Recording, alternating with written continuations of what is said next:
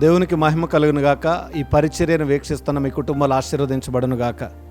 ఈ పరిచర్యను ప్రోత్సహిస్తున్న మీ కుటుంబాలన్నీ కూడా దేవుని మహిమతో నింపబడాలని ఆశపడుతూ ఉన్నాను.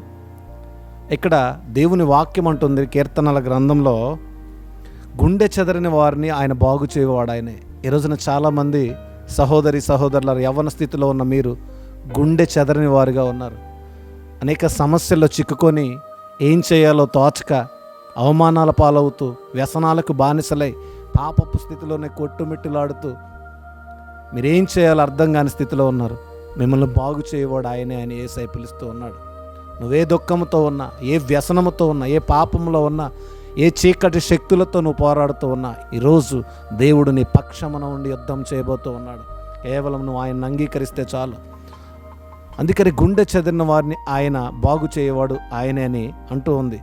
ఇక్కడ ఆయన వారి గాయములు కట్టును. నీకే ఎక్కడ గాయమైందో, నీ హృదయము ఎవరి వలన మోసపోయి గాయమైందో ఆ గాయమును కట్టువాడు ఆయనే. ఈ లోకంలో మోసం చేసేవాళ్ళు అనేక మంది ఉన్నారు. ప్రేమ అనే పేరుతో అనేక మంది మోసం చేసేవారు ఉన్నారు.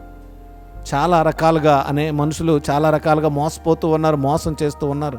ఈరోజు నా దేవుని వాక్యం అంటుంది, మోసపోయిన నీ జీవితాన్ని, నీ హృదయాన్ని కట్టువాడు ఆయనే అని వాక్యం అంటుంది. ఈరోజు వాక్యం వింటున్నావు, నువ్వు తెలుసుకో నీ హృదయం ఎక్కడుంది. నీ హృదయం దేవుని దగ్గర ఉంటే ఎవరి వల్ల నువ్వు మోసపోవు. సాతాను బంధకాల్లో నువ్వు చిక్కుకోవు.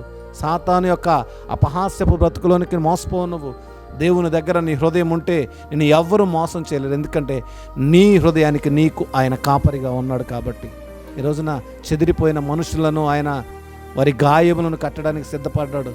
అనేక మంది మనుషులతో ఇబ్బంది పడి ఉన్నావా, చెదిరిపోయావా, ఈ లోక సమస్యలతో అంధకారంతో నువ్వు చిక్కుకొనబడి గాయముల చేత బాధపడుతూ ఉన్నావా, యేసు నామములో తప్పకుండా నువ్వు రక్షించబడి నీ గాయములు కట్టబడును గాక.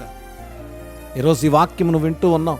ఈ వాక్యము నీ విషయంలో దేవుడు తప్పకుండా న్యాయం జరిగించబోతూ ఉన్నాడు. నీ స్థితిని బట్టి ఈరోజు నువ్వు మోకరించి ప్రార్థన చేయి. నీకున్న గాయములు ఆయన కట్టే స్థితిలోనికి నువ్వు వచ్చావు. దేవుడు నిన్నే కట్టబోతూ ఉన్నాడు. పడిపోయిన నీ జీవితాన్ని లేపబడుతూ ఉన్నాడు. దేవుడి వాక్యాన్ని దీవించి ఆశీర్వదించును గాక. Amen. God bless you all.